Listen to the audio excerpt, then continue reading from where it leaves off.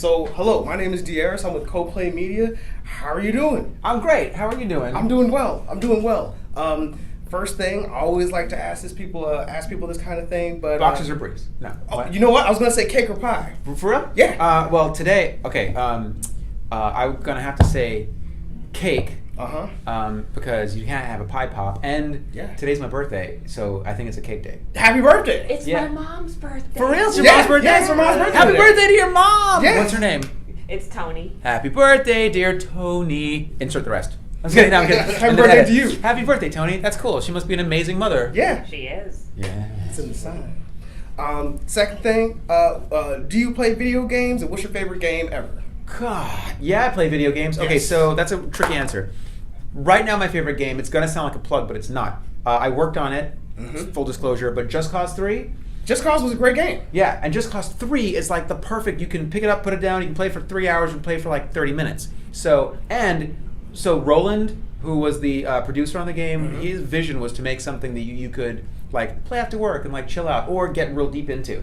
And it's funny because I feel like even though I worked on it and know what's in the sausage, you know what's gonna happen. The more I play, the more I'm like, oh my god, you can combine all these different physics things because it's all like havoc based and you can combine stuff. And I'll say this, I worked on Grand Theft Auto 5 and I think it's amazing technical achievement, but I kind of feel dirty after playing it for too long. You know? Why? Because you're like, the murdering hookers part? Or? Yeah, murdering hookers, and like I'm killing cops and I'm a drug dealer, and like I just feel like, a while I'm like, damn, I'm a bad person. But in Just Cause, I have a just cause. Yeah. And I feel like a good person. Yeah. Plus, every time you liberate a base, you hear David Tennant. Which always puts me at ease. And so I love it. And the physics and the flying is just like, it feels like a dream. Like literally, the dream where you're flying, that's kind of how my flying dreams felt. That's like, awesome. Like Rico Rodriguez, except that makes me want to play this game. Less buff. But my maybe all time, I was accidentally ranked in the top 20 in the world at Quake. What? So you're vicious in Quake? I was a murderer. But and people were like, you're cheating, and I was like, I don't even know how do you cheat? It's someone else's program. I didn't hack it. You know what? That's a loser's thing. Like all losers would be like, oh, you're cheating. You're cheating. That's how you do it. My cousins used to do it all the time. What else would I want to ask you? So you work in a various amount of positions, and we wear a lot of different hats. Which one is your favorite? Is it voice acting, producing, all the things, the live action stuff? The least favorite is running the company. That's like that's the hardest part. Yeah, that's the hardest part. But I love acting. I love directing. I even love producing. They're so different in what their reward is. It's not like a cake or pie kind of question. When you're an actor in something, it's funny, when I've been directing too much and I'm responsible for everything, like getting schedules together and actors that are on time and making sure everyone's comfortable and happy and the adapts are finished and the new video's been imported and spotted and the mix is happening or whatever, like everything I gotta do on a technical level is a lot to deal with. But then when it's done, you sit back and watch this movie and go, I made that. Yeah. I made that. When you're an actor, it's different because you're like, oh, I contributed this portion of it, but I got to be this person, and I'm, but like, there's so much else about it that you didn't touch. But when I'm producing too much and directing too much, and it's a lot to juggle, a lot of plates in the air spinning, getting to go to someone else's studio and just act is so liberating, and I just feel like, this is easy, I get to play. So that's really, really fun. But then, at some point, I'm like, I'm just like waltzing through and doing this thing when I get to be more technical. Also, on days when your voice isn't in great shape or you're feeling kind of run down, having to get it all together and perform and scream for 8 hours, it's hard. So Dean sometimes does that a couple of times. Oh, Dean? Yeah, Dean. Yeah, he's just doing it. Dean did that. Is there any cool upcoming projects that you have that you want to let us know about? Anything in the works that you got that you're excited about? That I'm allowed to talk about. That you're allowed to talk about. There's a bunch of video games I can't say nothing about. But for upcoming, okay, yeah. Bravely Second came out. There's right now, I don't know when this is gonna like air or whatever, but I did a movie called Phantom Boy. I'm a producer and I directed it and I adapted the script. It is the next film after A Cat in Paris from Folimage. They're a French studio. We got an Oscar nomination for the first one, so fingers crossed, knock on this fine wooden table. Is great wood. That's so great wood. This is solid. like the luckiest office table. We might get a nomination this year. We're hoping, fingers crossed. But it's called Phantom Boy, and you can go to phantomboyfilm.com and see where it's playing near you. I think it's going to run through like mid-September, and then it's going to be home video. But it's great. We got Daredevil from Netflix. Yes! Not Daredevil. We got from Netflix Daredevil. We got Kingpin. Kingpin. He gets his own show? No. He's in it. He plays our bad guy. He's Really? amazing. Vincent D'Onofrio. Really? Yep. And Jared Padalecki from Supernatural. Yeah, I remember. He was amazing. He was really, really great as our cop. Like, it's sometimes hard to play these like straightforward characters. Like hero characters can be boring. Yeah, because they're so straightforward. Yeah. And he like was like manly but like charismatic, and he's like sort of mean to this kid sometimes, but then they get along really well, and it really brought a lot of dimension to it. I'm grateful for his performance. Fred Armisen, he's in it, and our female lead is, do you know As Told by Ginger?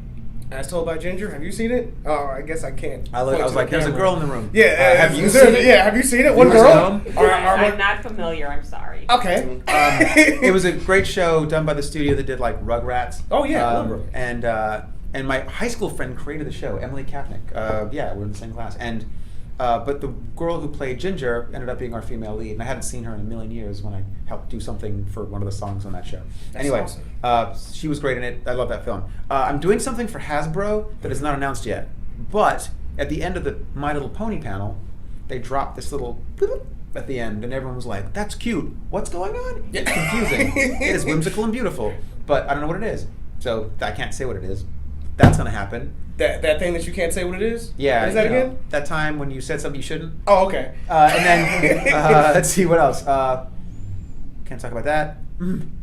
And I got some more films I'm doing with G Kids, which are these beautiful theatrical release things. You should go to gkids.com. They have amazing stuff. And I mean, if you want to follow, I'll talk about it when things are coming out. And sometimes I'll show things a little early. Like when I was doing a print master, which is where you take your mix and play it in a studio that's as big as a movie theater to make sure it sounds all right, and then you can tweak things at the end. That's nice. I periscoped some of that for Phantom Boy, and that was the first time anyone could see anything. So I'm on Twitter as M Sinter. M Center. Well, we're probably going to join you shortly after this CoPlay Media. Okay. Yeah, it's going to be a funny little face. Yeah. And then so those are the main things. There's another thing I can't talk about. Man. You have a lot of things. You got some secretive stuff going on, man. Yeah. So you told me what you. I can talk about Just Cause 3's DLCs coming out. Yeah. Yeah. Tell me. Yeah, they're good. So some are out. I don't think the last one's out yet. There's like air, land, sea themed DLCs, and it continues the story and actually upgrades Rico's abilities in a real cool way. Nice. The air one's out already, and do they have anything with the those rocket? What is it, like rocket mines? They're like mines, like you would just like strap it on to a thing and you would turn it on. It would like rocket in whatever direction. Well, there's one thing that you can do where the physics in the game are so deep. You can combine all these things. That's what's cool about the systems that are interlockable. But you can get a sticky bomb and stick it on a person or whatever, and you can, instead of exploding, you can make it be a rocket. Yes. So you can put it on a chair, the chair runs around, or put it on someone's leg, and their leg takes off, and they're like, they're just like, and they can't knock them out. Yeah, it's great. But you can also, now you can get a jetpack that's not just the gliding of your squirrel suit. You can actually have thrust. So you could just take off and which go. you need to get to the like flying battle station thing in that first DLC. Which is coming up. It's bananas. I love putting sticky bombs on stuff. I put sticky bombs on. I like putting on soldiers. Yeah. But if you get them, like I put one on someone's butt, and it looks funny because it was like blast, like he lit a fart, but it was like forever. Yeah. But then his whole torso was like, yeah. He's like, it's ridiculous, but it's part of the fun of that game. Which is a great game, Just Cause 3. Besides mentioning the things that you are being in and coming out with, is there any kind of anime, video game, show, anything like that you wish you could be in, that you would want to be in? I mean, it seems like you're in a lot of stuff right now, so you might be getting everything that you want. There's one thing I really, really want to do. I directed the Berserk series. Wait. Berserk or the Berserk? Like Berserk with like the big sword, the guy. guts? Yeah. Oh, man, that movie was amazing. And the show is beautiful. I love it. I love it a lot, and there's a great solid manga behind it. I don't even know if it's finished yet. I don't even think the manga for it is done. Don't believe the manga's finished. It's getting slower, but they just started airing the new series on Crunchyroll, and there's no announcement about the dubbing. And I hope we get to do it again because we got to come back and do the three films after we did the series, like 10 years later. I actually met VAP. Representatives from Japan, and they were like, thank you for high quality Berserk and its success in America. We are now going to make a sequel, and that was like a million years ago, which never happened. So that got shelved. The movies came out. There's been interest, so now there's this new series, and that's what I really want to work on. That would be awesome. I love the Berserk series. Top 3 voice roles that you've done. That was my role as Blob in blah blah blah blah blah. I mean, Leonardo and Dean Venture. Dean Venture, of course. Because those have been the ones I've lived with the longest, which has been amazing to do something for that long. So many things, like it's really hard. There's so many reasons why you would love being a part of something. And you've done so many roles, man. You've done a lot. Like maybe Summer Wars.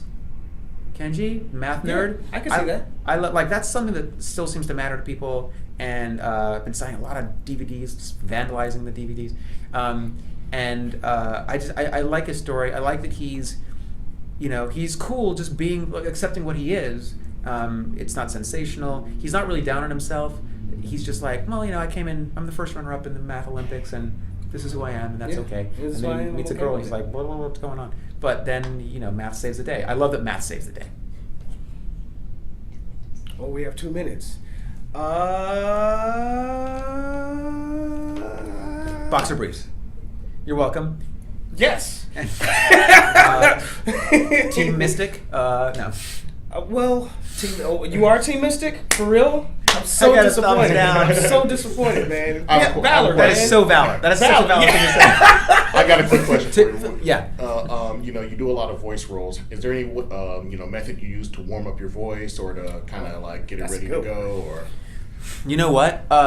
Vocal warm-ups are really important, and it's something I do less and less of. I still do mostly like singing exercises. Really?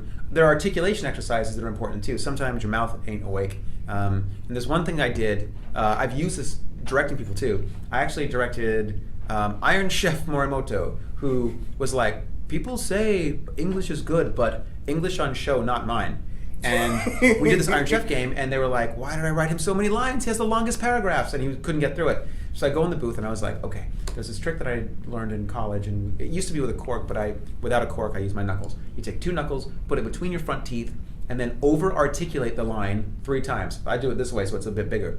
And then it sounds ridiculous. What if you're able to over-articulate your line? It's really good. You have to do it 3 times. Respect the trick.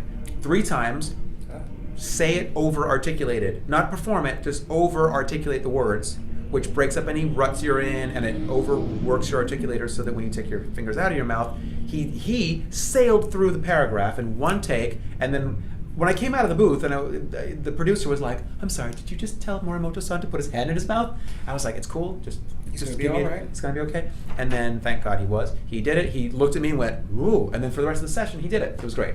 So that's a great trick. It also helps open up your voice and stuff, and it's good for warming up some sound generating, not just articulators. But that's my favorite trick. That's a great trick, man. I really appreciate you spending the time with us here. My hands are wet now. Yeah, you know what? I was about to say mine was too. Yeah. We are not enemies, though. No, we're not enemies. Yes, Mystic loves Valor. It's okay. Go Team Valor. Thank you very much.